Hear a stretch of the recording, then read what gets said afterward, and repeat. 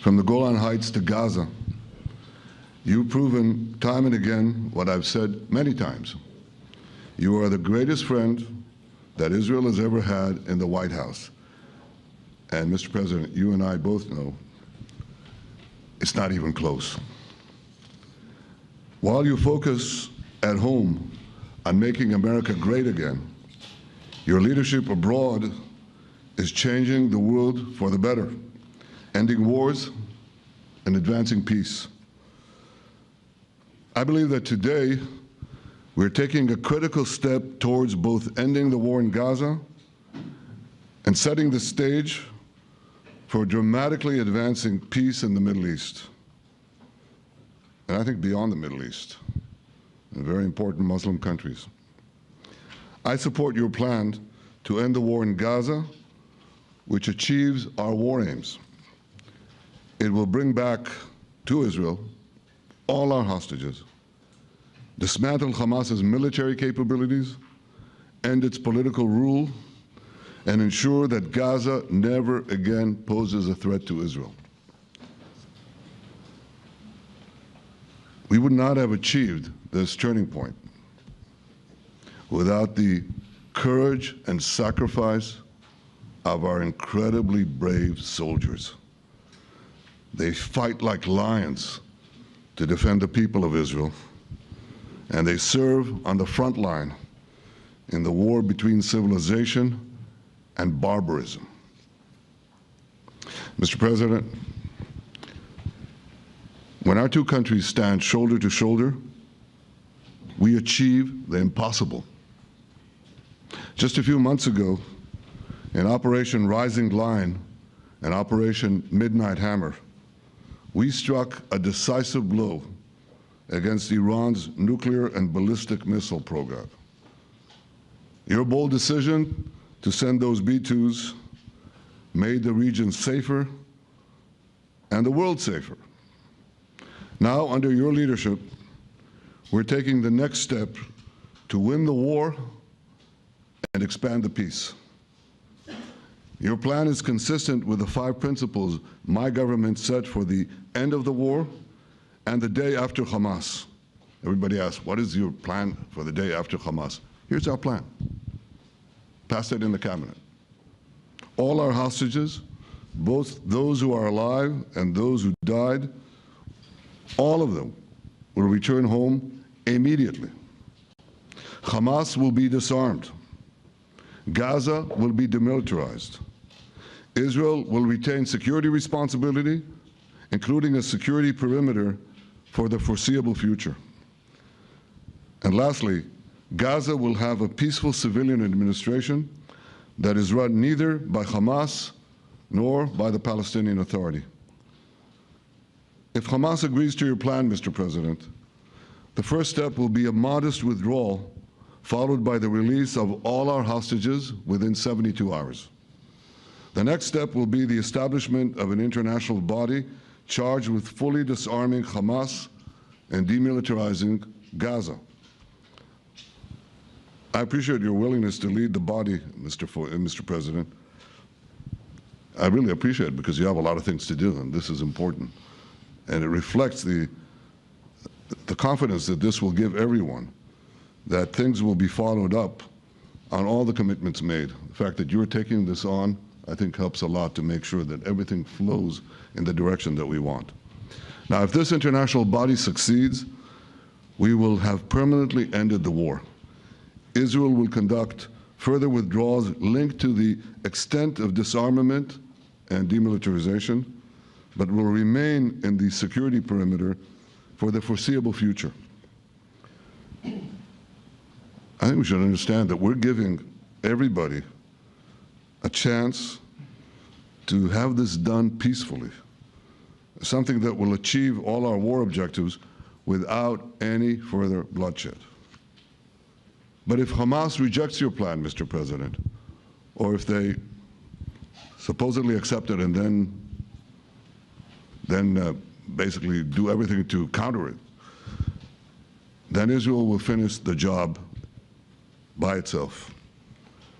This can be done the easy way, or it can be done the hard way.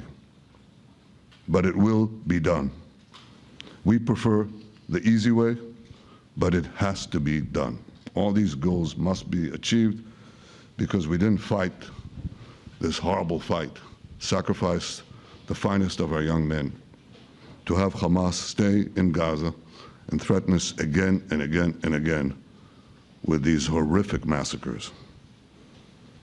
Mr. President, I was encouraged by your clear statement at the UN against the recognition of a Palestinian state. That would be an outcome that, after October 7th, would reward terrorism, undermine security, and endanger Israel's very existence. As for the Palestinian Authority, I appreciate your firm position that the PA can have no role whatsoever in Gaza without undergoing a radical and genuine transformation. In your 2020 peace plan, which you mentioned just now, you made clear what that transformation requires. It's not lip service. It's not checking a box. It's a fundamental, genuine, and enduring transformation. And that means ending pay to slay, changing the poisonous textbooks that teach hatred to Jews, to Palestinian children, stopping incitement in the media, ending lawfare against Israel at the ICC, the ICJ, recognizing the Jewish state, and many, many other reforms. It won't come as a surprise to you that the vast majority of Israelis have no faith that the PA Leopard will change its spots. But rather than wait for this miraculous transformation, your plan provides a practical and realistic path forward for Gaza in the coming years, in which Gaza will be administered neither by Hamas nor the Palestinian Authority, but by those committed to a genuine peace with Israel. I think this can be not only a new beginning for Gaza, I think it can be a new beginning for the entire region. Under your leadership, we can re-energize, well, I've got to contribute my own, we can re-energize the Abraham Accords. That's what it's called in the original Hebrew, Abraham. Abraham is fine, Abraham, however you want to call it. Under your leadership, Mr. President, we can re-energize the Abraham Accords that we forged 5 years ago. We can expand them to many more Arab and Muslim nations that choose moderation over extremism. I think there's an opportunity here. It's not going to be easy, it's tough going, but I think if we succeed, you're absolutely right. We're going to open possibilities that nobody even dreamed of. But I think we dream of them. As you've told me, Mr. President, and you've told the world many, many times, you said, remember October 7th. Remember October 7th. And we do. We will never forget the horrors of October 7th, and we will do whatever is necessary to make sure they don't happen again. Since October 7th, Israel's enemies have learned a hard truth. Those who attack us pay a heavy price, but those who partner with us advance progress and security for their peoples. President Trump just said it, it's also in the Bible. It says, those who will bless you will be blessed, and those who will curse you will be cursed. And that's actually what is happening. We want the blessings. I think we've done a lot in the past 2 years to end the curse. We're not finished, but we've done a lot. And we've done a lot together to end the curse. I want to thank your entire team for their efforts to get to this point. I especially want to thank Steve Witkoff and Jared Kushner for their indefatigable work to bring Israel and Arab states in the region closer together. I am deeply grateful to both of them for their work. We had a phone call today just to make it clear. I said to the Prime Minister of Qatar, Israel was targeting terrorists, wasn't targeting Qatar. And of course, we regretted the loss of the Qatari citizen, wasn't our target. And I very much appreciate President Trump's proposal to have a trilateral body, the United States, Israel, and Qatar, to work out respective grievances. There are quite a few. But if we could try to mitigate them or put it on a different footing, I think that'll be good for everyone. Above all the people, the fine team, and many helpers who've done this, I want to thank you, Mr. President.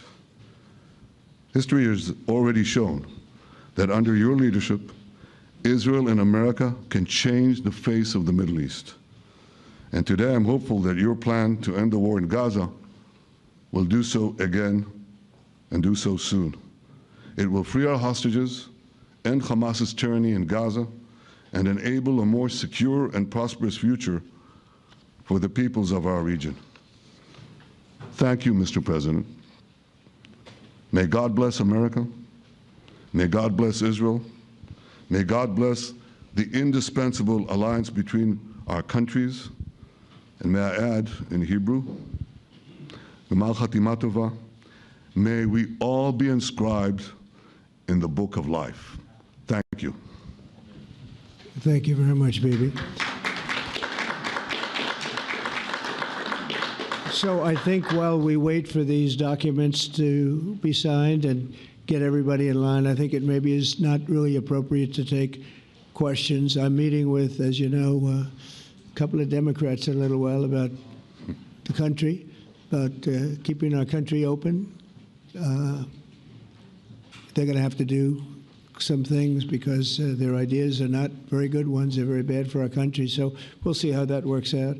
But this is something that was really historic today. This was something that was amazing. I think, Bibi, I mean, depending on you, I think while we're waiting for signatures and waiting for approvals from a lot of different countries that are involved in this, we probably shouldn't take questions, or would you like to take a question or two from perhaps a friendly Israeli reporter, if there's such a thing?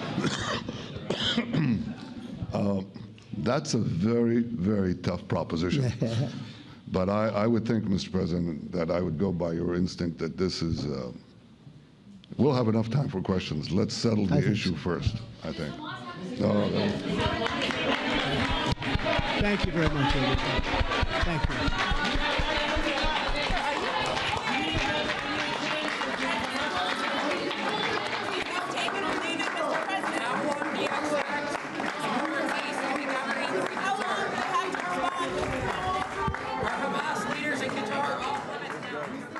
Well, in the words of the US president there, a big, big day, potentially adding one of the greatest, he said, days ever in civilization. Donald Trump thanking a long list of world leaders who he says have helped bring about his 20-point plan to end that war in Gaza. Bring you a quick recap of that 20-point proposal after that dramatic press conference just taking place in Washington. Under the proposal, we now know that Israel would halt military operations, not annex Gaza, and return all hostages within 72 hours. If both sides say yes to the deal, the White House insisting that the war would indeed end immediately. It is worth noting, though, that Hamas at this stage hasn't formally received the proposal and will still need to find out further details. Trump, in fact, admitting key details from demilitarization to Israeli withdrawal still need to be ironed out. So plenty more still to come from that developing situation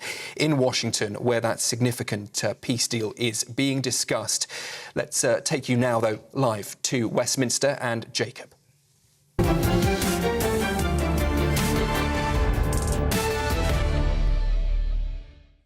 Welcome back to State of the Nation, or welcome to State of the Nation.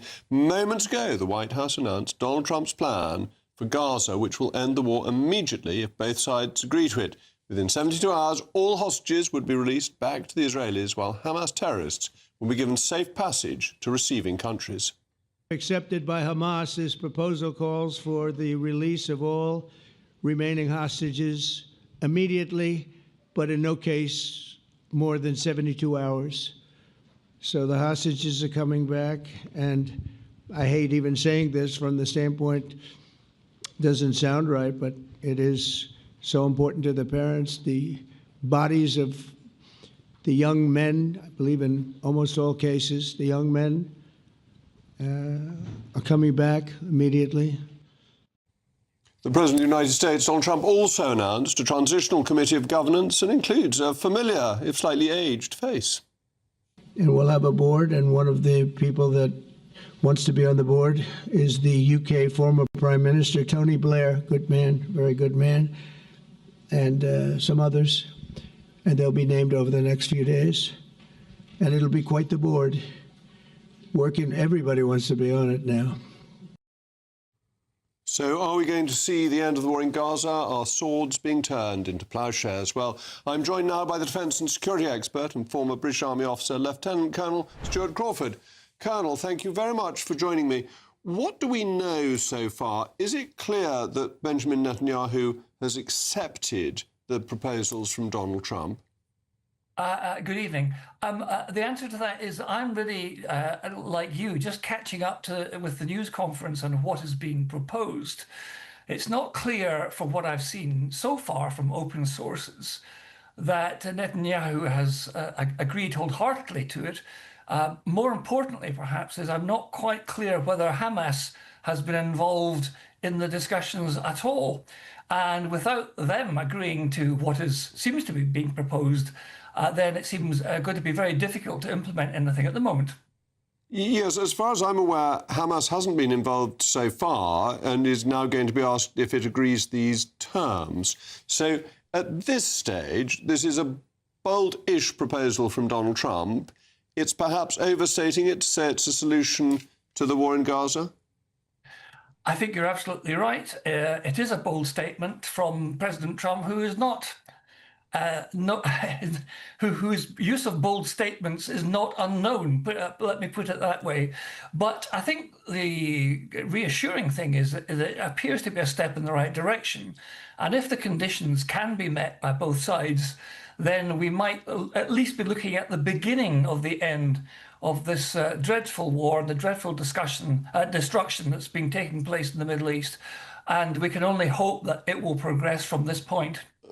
And the White House has also said that possibly Iran may join the Abraham Accords. Now, that would be the most extraordinary and peaceful development if that is true. Do you think that is likely or that's over-optimistic? My personal view is that that might be slightly over-optimistic, bearing in mind that many people see Iran as the fount of all evil in the Middle East. And it's not that long ago when both Israel and the USA were bombing them, or bombing their nuclear facilities. So that might be just a step too far to be credible at the moment. But you never know. If people decide politically that they want to have peace in the Middle East and all sorts of compromises have to be made, then we can only hope that that will be the case. All right, well, Colonel, thank you very much for joining me at very short notice to give us your expertise. I'm now joined by my most intellectual panel, the former Conservative MP and Cabinet Minister Sir John Redwood and the former Labour MP Stephen Pound. Stephen, this should be welcome news if it's true. Donald Trump's taking a big gamble in terms of what he's announced. If it doesn't happen, if Hamas says no, or if Benjamin Netanyahu doesn't go through with all the details. Absolutely, but I think every single one of us, no matter what political stripe we are, should actually wish this a fair following wind. I mean, please, God, we can end this agony. I have a few problems. You didn't underline the word if, but the word if looms very, very large in this discussion. First of all, there's no mention of the West Bank. There's no mention of the settlers moving into the West Bank. Secondly, Hamas in the United Arab Emirates is very different to Hamas in Gaza. We don't even know where Hamas is in Gaza, particularly in Gaza City. They're obviously way underground. The Hamas leadership, we know where they are, whether in Doha and Qatar. So it's actually liaising with them. As for involving Iran, I have to say I simply don't see that. But I think the real issue here we've got now is there's an awful lot coming from Israel. Israel are going to release, over 250 prisoners immediately, and everybody that was detained after. And let's face it, it's 2 years ago, the horrors of October. So they're going to be doing that. What we then go on to, and I say, when I heard that, I have to say Tony, but for a minute I thought they were going to say Peter Mandelson was going to go out. I mean, for heaven's sake, I'm not sure what the idea of a transnational administration is. It seems to be going back to the British protectorate we had in Palestine back in the 1930s and the 40s, the sort of the trucial states and everything. But if this is going to work, we need to address the issue of the West Bank. We need to understand whether Hamas has actually been destroyed, whether they're prepared to have elections, and what would be the civic status of this transnational tripartite government in Gaza. John, there are two really important things from what Stephen's been saying. One is about the 250 life sentence prisoners and 1,700 Gazans who've been arrested since October 7th. 2023. This is a big concession by Israel if that happens. And then this temporary technocratic transitional government headed by Tony Blair. I mean, it does reek of early 20th century mandates from the League of Nations. Yes, it does, but I do wish it every success. Yeah. I mean, the death rate there is just atrocious, and there's going to be nothing left in terms of physical property because of the difficulty for the Israeli army of advancing through a very congested area with people it's fighting all the time, with a civilian population that's suffering terribly as a result. So I think this is a very bold gesture. You've rightly pointed out, Stephen's pointed out, there are all kinds of problems with it. But the one thing that gives me a little bit more hope is that Qatar and Saudi Arabia are clearly backing this, and they are presumably in touch with Hamas, although obviously America has not been. And that's important after Hamas. the assassination in Qatar, that Qatar is working towards peace and is not turning against Israel, which it very easily could have. Yes, I mean, I just wish it all the goodwill in the world, because the current situation is so awful. One can see all the downsides and why it might fall to pieces, and the attitude of Hamas is absolutely fundamental. And then your point about not having a proper democratic government is a very fair one. But I guess one of the problems is that Hamas has actually had quite a lot of support from local people in Gaza, whereas Israel couldn't possibly live with Hamas having influence over the new government. And, Stephen, is it fair to say that no previous president, certainly not Joe Biden, no other world statesman would have been able to do this in the way that Donald Trump has done? That there is something about this, and we all hope it works, and it sounds positive, so let's hope it is. But it is the Trump magic that has got us to this stage. Well, I don't know. Bush came pretty close, and don't forget, we had Carter, we had the Abraham Accords. We've been there pretty clear. The Abraham Accords were Trump's in the first place. Well, I think he inherited them, from his predecessor. But the point is we have had these things. The thing about Trump is he's a great disruptor. So to a certain example, it could be that, he has actually, by behaving completely outside the box, managed to get some sort of result. But don't forget, this is a man who claims to have solved 6 wars. One of them from a country that's never existed, Azerbaijan, which there's never been. One between Democratic Republic of Congo, Kosovo, all these other countries. It's talking about wars with Albania, which have never, So he does talk a lot of nonsense. And, the idea that he solved 6 wars, it's completely for the birth. However, if he solved this one, then even the hordes of Tuscany could scarce forbear to cheer. It is very important, isn't it? And it's the best news we've had in relation to Gaza, Israel and Hamas since the 7th of October 2023. I mean, this is the first time there's been a real prospect of peace. But Mr. Trump is never knowingly under-promoted, and he does a lot of self-promotion. Beautifully said, John, beautifully said. He's not the only politician to do that, but he does it on a rather grand scale. But the one thing I like is he's promoting himself for a cause that most of us think is entirely just, and I would like more peace in the world. Well, thank you to my panel. We ought to move on, but it is worth noting today is the feast of St. Michael the Archangel, who, of course, brought the sword to bring peace. So let us hope that the sword is bringing peace. Coming up in a moment. Ever let anyone tell you that there's no difference between a Labour government and a Conservative government? What, did something go wrong with the sound then? Rachel Reeves, sounding remarkably like Margaret Thatcher, gave her speech to the Labour Party conference today. While Britain is facing an economic catastrophe, low productivity, stagnant growth and record debt, spending billions, higher taxes, fewer jobs and rising debt, the nation needs a government that faces reality, cuts waste and focuses on real economic growth.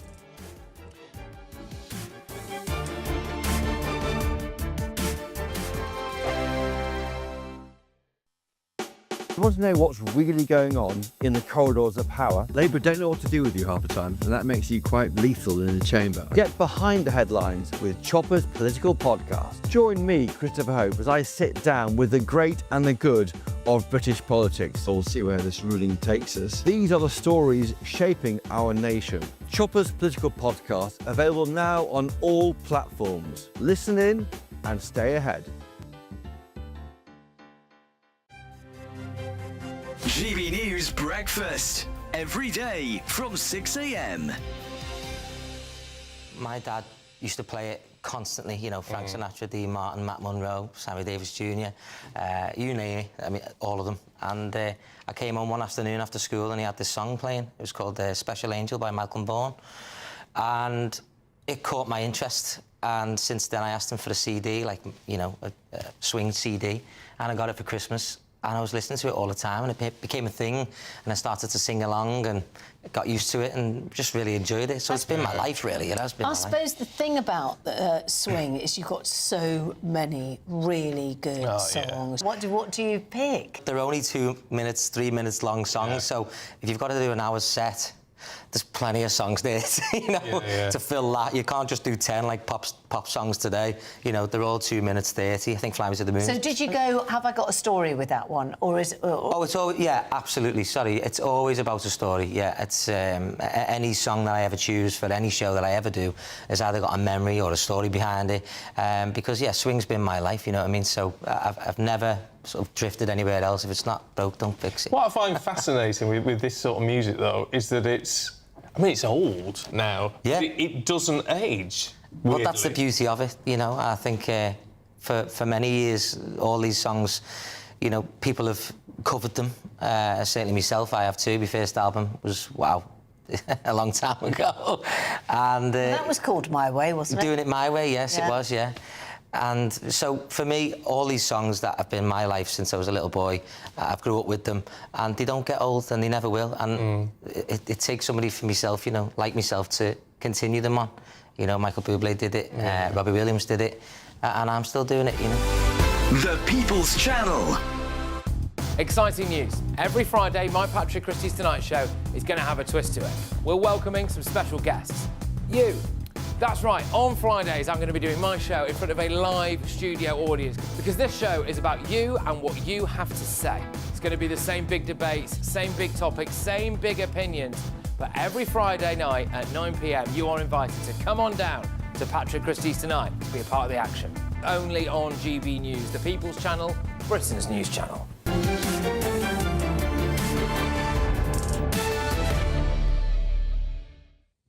Welcome back to State of the Nation. I'm still Jacob Rees-Mogg. Well, Rachel Reeves gave her main platform speech at the Labour Party conference today. The Chancellor promised to end youth unemployment, give every school a library, save British Steel, raise wages, invest in rail and the NHS, with a free Terry's chocolate orange for everyone at Christmas. She may not have said that. But Britain is in serious economic trouble. Productivity is low, growth is stagnant, and government debt is a record peacetime high. The country is edging towards an economic doom loop, and the government has no clear way out. It hasn't even thought of a way out. Spending billions without the means to fund promises has consequences. Inflation and interest rates on government debt have been rising and may continue to rise. The Chancellor claims wages have risen more in 10 months than in 14 years under the Tories. But inflation means real wages are not keeping up. Subsidies for steel, investment in rail and breakfast clubs are essentially trivial, elastoplast measures. They do not fix the deeper problems: falling productivity, shrinking industry and growing reliance on borrowing. Every pound spent must strengthen the economy and boost productivity, but public sector productivity has been collapsing. Health alone has lost £22 billion worth of productivity since 2019. Overall losses could reach £40 billion. The private sector underperforms too, as high productivity industries close and energy-intensive sectors shrink, replacing domestic production with imports. Without major changes, productivity is unlikely to get any better. UK productivity grew 2.2% annually before 2008, but from 1997 to 2024, it averaged a meagre 0.7%. Forecasts now show it rising from 100 in 2019 to 106 in 2029. But in recent years, all these forecasts have been wrong, have overstated productivity, and this is still only annual growth of 1.25%. Labour's vision relies on slogans: have faith, we'll deliver, have a nice day. But slogans do not create jobs or stop debt from rising. Continuing to promise more than the government can deliver will mean higher taxes, stagnant growth and rising debt. Higher taxes invariably backfire. History shows that as rates rise, people change their behaviour. They work less, they invest less, or those with capital just get up and leave. Today we learn that a quarter of wealthy individuals are considering departing these shores as a result of Labour's tax raids, and fears of more in the November budget. Arthur Laffer, the great Arthur Laffer, argued through his famous curve that setting tax rates too high actually reduces revenue. High income tax discourages work and drives people out of the country. Capital gains tax receipts have fallen for 2 years after successive reductions in the tax-free allowance. Owners of shares and second homes are avoiding selling as replacement assets must perform much better to recoup the tax that has been paid. Ireland collects 3 times as much business tax per person because it's got lower business tax rates. Revenue from alcohol duty on spirits has also fallen after the last budget raised rates. Short-term gains from higher national insurance come at the cost of fewer new jobs, lower investment and higher long-term spending pressures. Further hikes on property, savings or carbon risk exactly the same problems. Britain needs a government that faces economic reality. It must cut waste, focus on growth, manage the economy responsibly and make investments that last. As ever, as always, let me know what you think. mailmog@gbnews.com. But now let me get a word from my most intellectual panel, John Redwood and Stephen Pound. Stephen, I'm going to come to you first because actually I've cribbed a lot of what I've had to say from John, who is my guru on economics. But Rachel Reeves is in a complete mess. She's promising these things. She's backing away from promises she gave last year. The economy isn't growing. She's frankly just not up to the job. Well, she's not backing. She's not backing away yet. I mean, there's a strong possibility that she may have to actually reconsider some of the golden rules. But I mean, you talked about Ireland. One of the reasons Ireland is doing so very well indeed is because American companies in pharmaceuticals and IT have the access to the European market through Ireland. So Ireland is a very different case. The problem we've got here is the bond markets. Now, there's very few people on this earth know more about the bond markets than Sir John Redwood. But at the moment, one tiny twitch of that dial adds billions to national debt. And we're approaching the Italian level where GDP and national debt are the same thing. It's just absolutely terrifying. And when I think the bond markets took a shiver last week when Andy Burnham talked about trying to break the back of the bond markets. The thing is, it's like sailors complaining about the sea. We can't wish the bond markets away. They have incredible power. So Rachel's unlucky from that point of view. But you're absolutely right to actually concentrate on productivity. But some of this is under her control because the interest payment would be £111 billion this year. That includes the nominal increase in the value of index-linked gilts, which is not an amount that falls due this year. She's got the money she could save if quantitative tightening, the response to quantitative easing, was stopped and bonds weren't sold at a loss. They were merely redeemed when they fell due. She could tell the Bank of England to do these things without undermining its independence. Yes, but that would actually immediately devalue the sterling on the global market. So that would immediately be a loss of confidence, immediately, if we tried to do it. Look, we need a certain amount of money. Well, it's what everybody else has done. I don't think it would undermine confidence at all. Well, I'm sorry, but I would say that the evidence is precisely that. If you look at Standard & Poor's and the other rating agencies, we're actually downgrading. The ECB did this quite successfully. They made sure they were containing their losses and they don't sell any bonds in the market. They wait for them to mature, so they lose a lot less than the Bank of England does. You can only wait for so long, You're quite happy with that. You can only wait for so long when you've got to actually do something about productivity. We've got to reduce the welfare bill. I think we not accept that. Well, we all agree with that. Yeah. So, well, let's not agree on too much about this. But she can't, because the Labour backbenchers won't vote for it. Well, I think, believe you me, there seems, from what I'm hearing from today at conference, there's a slightly different mood in the air. But I mean, her black hole has been made bigger by putting in savings that then the backbenchers wouldn't vote for. So she's got to recoup that money before she recoups the money for the worst forecast. So she's got a black hole entirely of her own making, which is very large. And Jacob is exactly right that she's got to take action on the spending side. And the good news is it's possible to change the spending without cutting doctors and nurses and all the things that really matter to people. I think Labour do believe that every pound that's currently being spent is well spent, whereas it isn't. It's everything from Bank of England bond losses through to this productivity black hole. If we just worked as well as we did in 2019, we'd be 40 billion better off. How do we get the productivity back? That 40 billion figure is, I think, really important. But what do you do in the public sector, the NHS particularly, to magic back the productivity that's been lost? Well, it's about mentoring and leading your workforce in a much better way. And the immediate savings come from saying that we've got enough people, but they're not necessarily in the right roles and they're not led in the right way. So we'll stop all this external recruitment. So then your costs run off by about 7% a year as people retire or go and do something else. And you then have to manage the people you've got well cutting out the unnecessary admin, making their lives easier, giving them computing power to help them, all those sort of things. But you have got a new militancy in unions, haven't you? Because we had the GPs people on today saying that they can't have a new, more efficient system for booking appointments because it might overwork the GPs.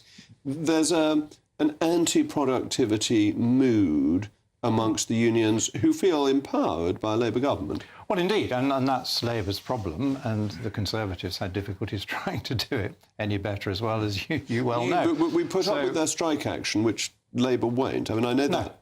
So, well, Labour has got to find its own solution, but surely Labour's case is that we are the party of the public sector unions and they're very close to us and we get on with them. Well, but they've got to show they can do it in the national interest. The Labour Party is always it's the opposite at the moment, is against the national interest. We're always the party of industrial unions, if anything. But look, every single government of every single stripe says we can cut productivity, cut the bloating civil service. Nobody can do it. They're not done. There's more civil servants today than there were at the time before COVID. It's ridiculous. But actually...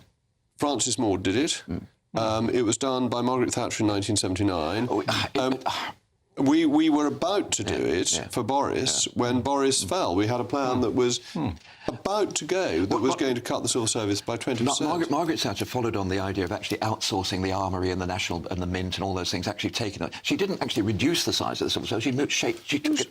No, she really did. Yeah. Read Charles Moore, who points out that he'd got a job in the civil service, in the fast stream, and he suddenly found he hadn't. That's why he became a journalist. But the civil service includes police officers and it includes the armed forces. No, but if you take the core civil service, of that man in Whitehall. It went from 380,000 at its lowest under Francis Maude up to 510,000. You don't need police all those numbers extra. went down from 40,000 to 20,000. You can get it back to 380,000 with natural wastage. The police officers are public servants, not civil servants. No, there are some quirks. We're talking about the public sector. No.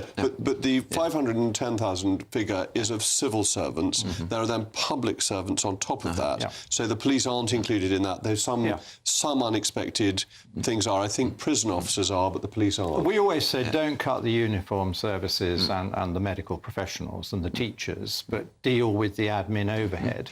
Now, it's the admin overhead that AI and better computers are meant to sort out. But ministers shouldn't settle for what currently they are settling for, which is throwing a load of money at it and maybe getting a gain in a few years' time. They should first of all restore the lost levels, which was all pre-AI. Well, thank you very much to my panel. In a moment. Well, I do think that it's a racist policy. I do think it's immoral. It needs to be called out for what it is. I wondered whether that was the Reverend Stammerer rather than the Reverend Starmer, but never mind. He's again taken aim at reform, calling Nigel Farage's plan to scrap indefinite leave to remain a racist. Yet Labour's own agenda, learn English or lose benefits, begs the question, is Labour racialist by its own standards?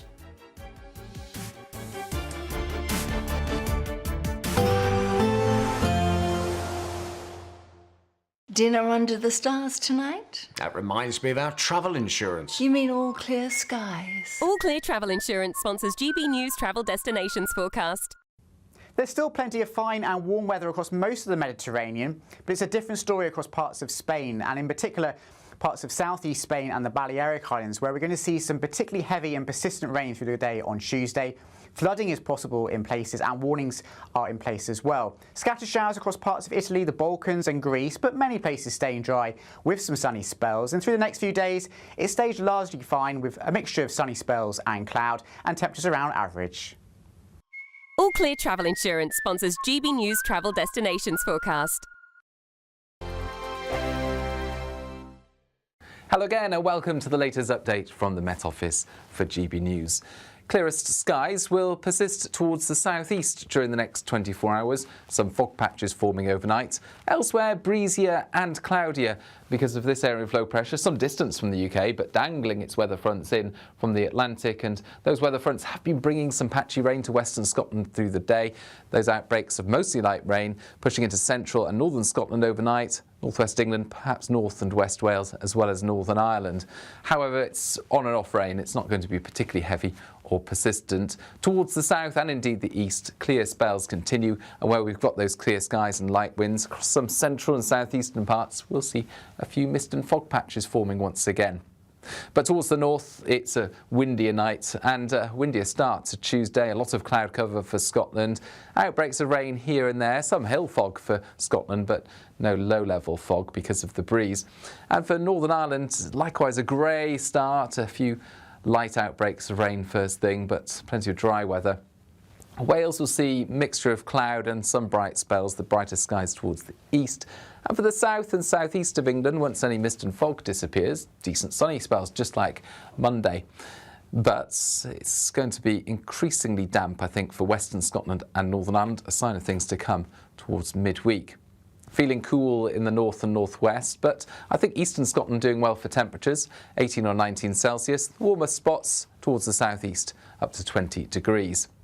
Then a much more unsettled day to come on Wednesday for Scotland and Northern Ireland in particular. The rain turns heavier and more persistent, and in fact it's going to potentially cause impacts across Western Scotland in particular, because here the rain will really add up through the course of Wednesday and into Thursday, perhaps causing some localised flooding. Elsewhere, staying dry for the time being, but increasingly breezy.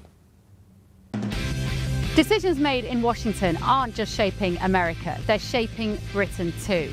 From migration to global security, from crime to health. Whatever happens in the White House today will be felt in your town or city tomorrow. That's why The Late Show is live from Washington, D.C. Cutting through the politics to show you what it all means for Britain. The Late Show live every night at midnight. Only on GB News, Britain's news channel. Mornings don't have to be tiresome, especially if you have the right company. Wake up to news as it happens, opinion and debate, and of course, a little bit of entertainment too. Because when the kettle's on, we're on. That's Breakfast on GB News, a show worth waking up for. Every morning from 6 a.m. Only on the People's Channel, Britain's news channel.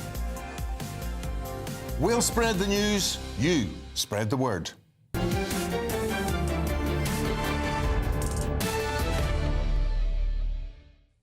The Reverend Starmer's crusade against the threat of reform has stepped up after the Prime Minister used his pre-conference media round to brand Nigel Farage's plan to abolish indefinite leave to remain as racist. It's a completely different thing to say we are going to reach in to people who are lawfully here and start removing them. They are our neighbours. That proposal is immoral, to deport people who are already here if they don't pass more stringent rules. Do you think it's a racist policy? Well, I do think that it is a racist policy. I do think it's immoral. It needs to be called out for what it is. But Labour's new hard-faced approach to immigration is to earn the right to be British, learn English or leave, and not be allowed to claim benefits. Is Labour racist by its own metrics? Well, I'm absolutely delighted to be joined by Reform's newest MP and still, I hope, a friend of mine, Danny Kruger. Welcome. Did you suddenly become a racist on the day you joined Reform, having been a good, honest denizen of Wiltshire beforehand?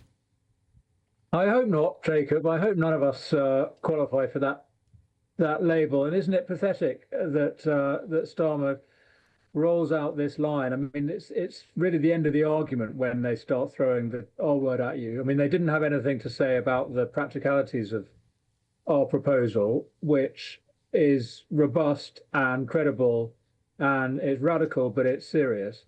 And so all they can do is accuse us of racism. And then the next day, the very next day, they come out with a sort of watered down version of our own policy, which, you know, you can imagine what they would have said if we'd come out with that plan, their plan a month ago. They would have called that racist.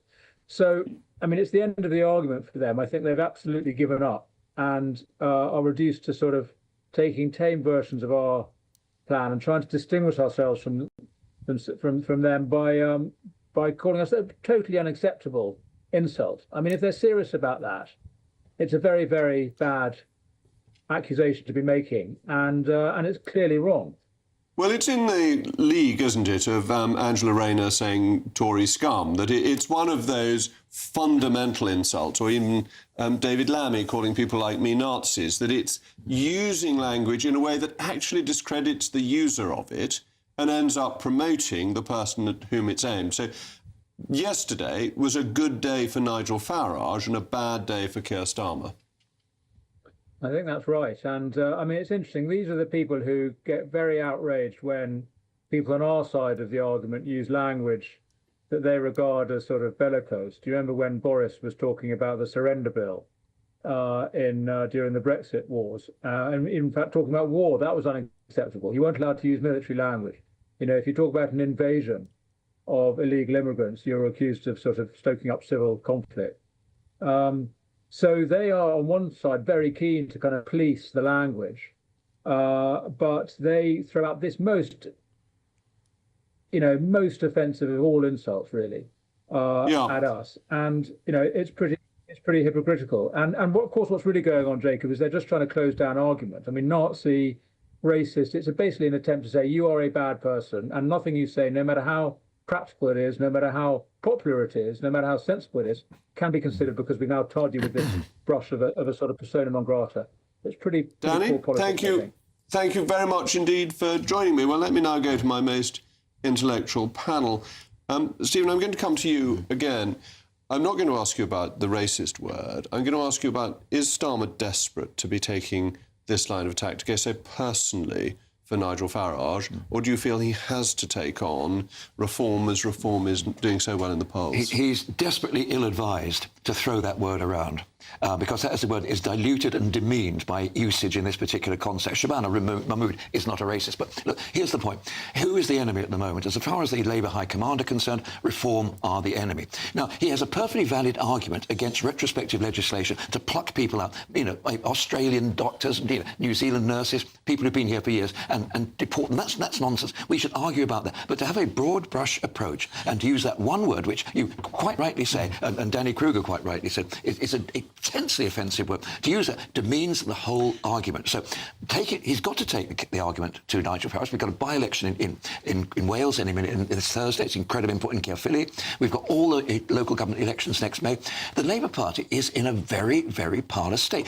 We have to start fighting back, but not, please, with that weapon. All right, but aren't you allowed to be rude about your opponents? Isn't it part of the political back and forth, and that Starmer needs to appeal to the traditional Labour voter, liberal Labour voter, who's become increasingly uncomfortable with Nigel's language around immigration? Well, I don't know. I mean, my great hero, Naren Bevan, famously referred to the Conservative Party as lower than vermin. Vermin, yes. It's a fair comment, some might say, but it's not an expression that I would actually use. Look, I always think you get, you catch more flies with honey than you do with vinegar. All right, John. Churchill, before the 45 election, compared the Labour Party to the Gestapo, and it was thought to be one of his big mistakes in the election campaign. Isn't this the same? That it's not that you're not entitled to do it. Of course you're entitled to be rude about your opponents, but it doesn't actually work.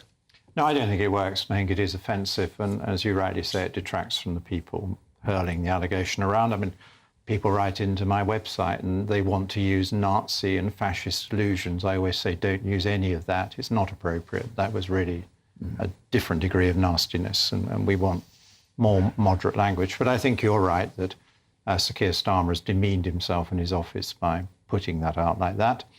And it will be taken as a criticism of the 34% or whatever it is that now say they would vote for reform and for Nigel Farage, which happens to be the most popular party of the moment. So it is very foolish of a Prime Minister who should be trying to unite the country to pick on the single biggest voting bloc in current polls and basically say they've got wrong views. And it's also a personal attack on Nigel, and we've got to move on. But the one thing I'd say is the very few occasions I've made personal attacks on political opponents, I've always regretted them afterwards. And my guess is that Keir Starmer's regretting what he said.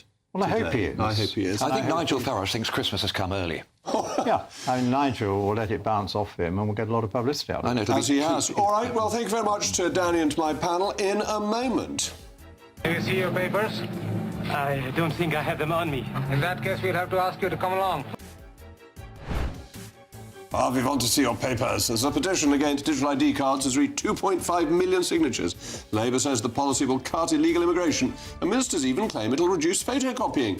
But is it a sinister step towards a state of surveillance? Is Labour bringing in Big Brother, hardly disguised?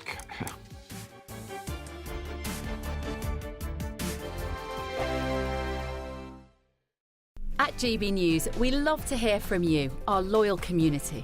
So drop us a line at gbnews.com/yoursay. There you can talk to each other and also to the presenters live on air. gbnews.com/yoursay, because GB News is your channel, Britain's news channel. Hi, I'm Michelle Dewberry, and my show is your opportunity to cut through all the noise and dive in headfirst to some robust debates. Ideas clash. Situation, No, Because the failure is... You're deliberately avoiding my point. Nothing's held back, And if you think this is the end of it, wait for more. and we do not shy away from the difficult stuff. Sometimes I want to shake people and say, if only you understood. So join me on Jubes & Co. weeknights at 6 p.m, only on GB News, Britain's news channel. From the school run to the home run, watch a new show for all of Britain. He can say whatever he wants. A straight-talking show where all voices are heard. And, you know, when are we going to stop talking about smashing the gangs and actually do it? With the stories that matter from every part of our country. There's a bit of a crash landing there for your Chancellor. Bold, fearless and standing up for you. That's me, Martin Dordme, 3 p.m. till 6 p.m, weekdays, here only on GB News. The People's Channel, Britain's news channel. Westminster's full of talk, but out here, it's the real world. Am I allowed to talk now? No, that's it. This is where it matters, real people and real lives. That's what politics is all about. In fact, has Trump made a good start? No. Straight answers, no spin, and just a couple of pints. How many fingers have I got up? About 10. So join me for Lee Anderson's Real World every Friday at 7 p.m, only on GB News. The People's Channel, Britain's news channel. You want to know what's really going on in the corridors of power? Labour don't know what to do with you half the time, and that makes you quite lethal in the chamber. Get behind the headlines with Chopper's Political Podcast. Join me, Christopher Hope, as I sit down with the great and the good of British politics. We'll see where this ruling takes us. These are the stories shaping our nation. Chopper's Political Podcast, available now on all platforms. Listen in and stay ahead. Join me, Nana Akwe, for an informative, interactive news programme with a difference. It's fun. No, you didn't say that, Dave.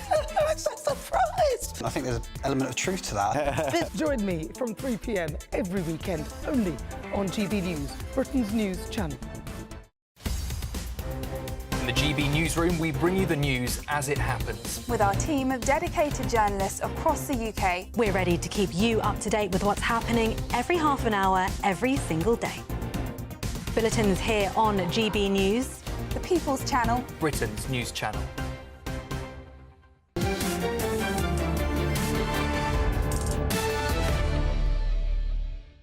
The famous saying goes, life imitates art. It seems Britain may be about to become a scene from Casablanca.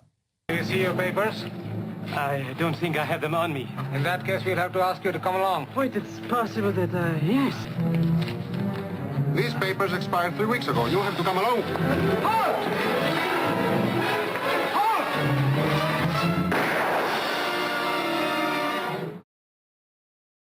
Well, we hope they're not planning to go quite that far. The petition demanding the government does not introduce digital ID cards has reached 2.5 million signatures following the government's announcement last week.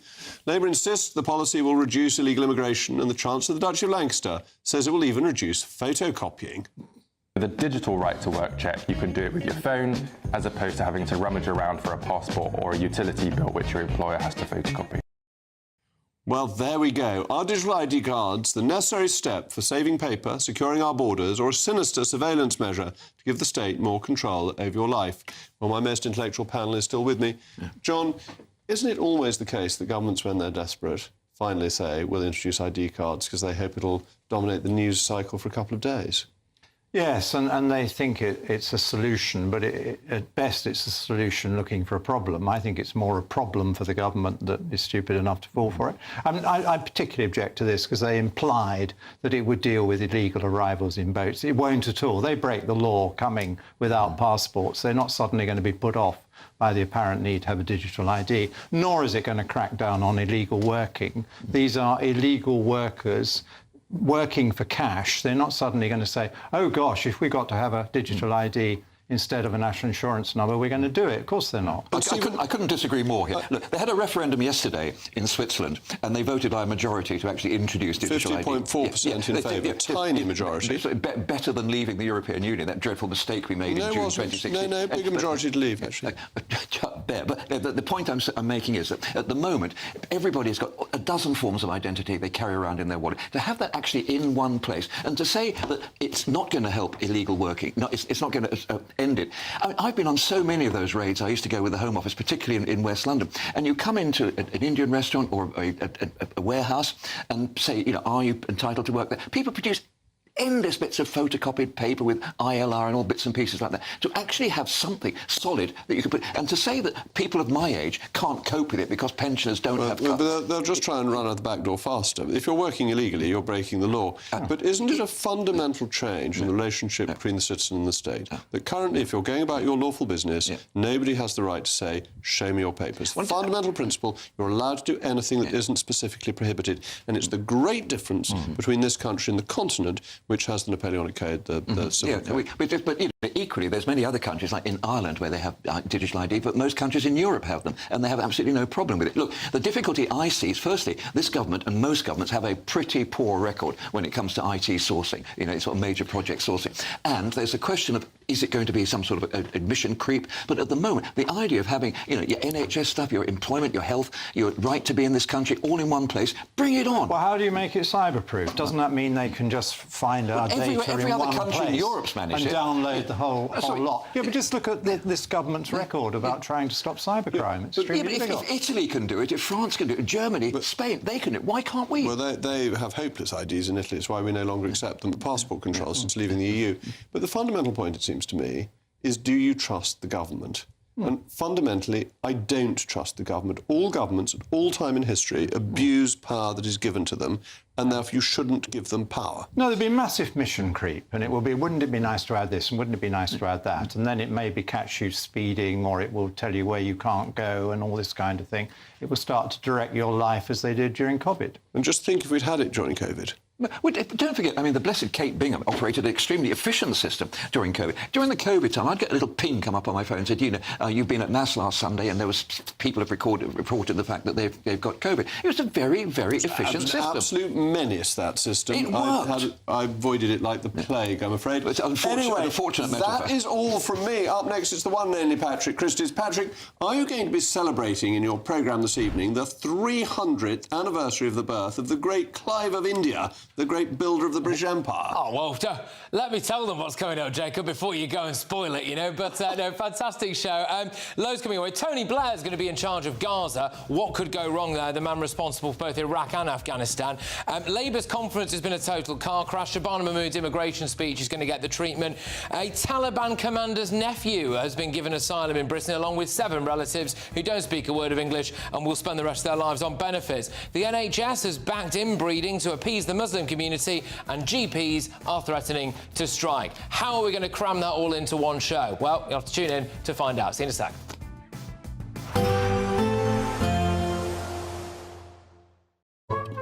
Today's outlook: cool, calm and completely horizontal. Boxed Aircon sponsors the weather on GB News.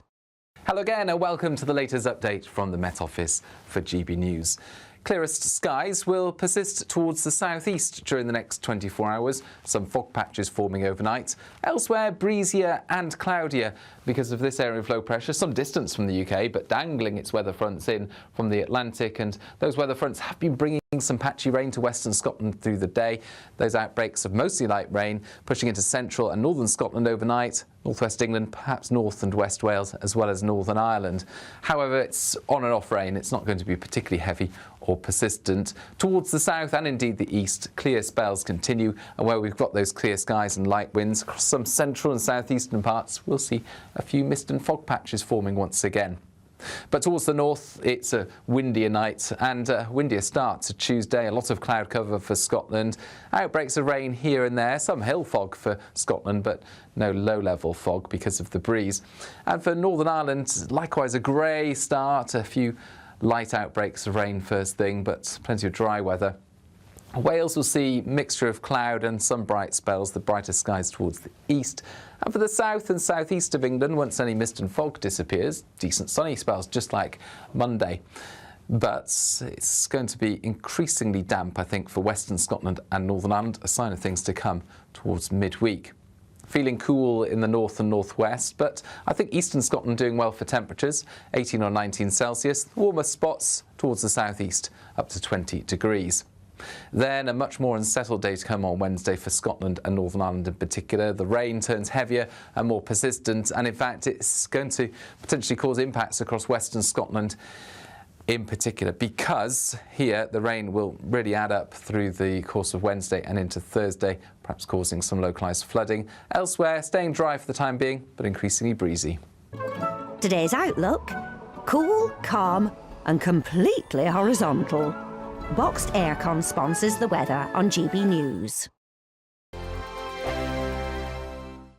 You could bank an incredible £30,000 in tax-free cash to spend however you like. And if that wasn't enough, you'll also get to drive away in this brand new motorhome. This brand new 2025 Benamar Primero could be yours. It comes with all the mod cons you'd expect from a vehicle worth over £74,000 and comfortably sleeps 4 people. This prize package is worth over £104,000. For another chance to win, text WIN to 63225. One entry costs £2.50 plus one standard network rate message, or text bonus to 63225. 5 entries cost £5 plus one standard network rate message. Go to gbnews.com/win. Entries start at £2.50. Call 0903 686 3232. Calls cost £2.50 plus your network access charge. Or post your name and number to GB16 PO Box 8690 Derby DE1 9TT. UK only. Entrance must be 18 or over. Lines close at 4 p.m. on the 31st of October. Please check the closing time if listening or watching on demand.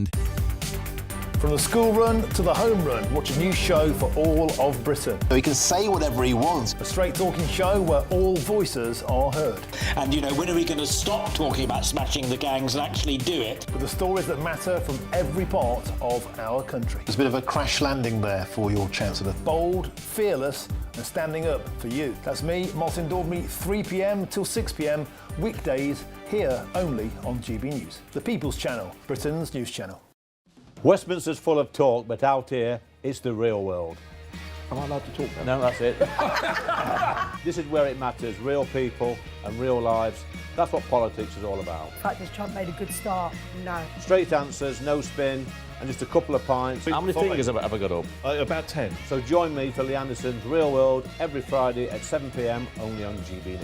The People's Channel, Britain's news channel. You want to know what's really going on in the corridors of power? Labour don't know what to do with you half the time, and that makes you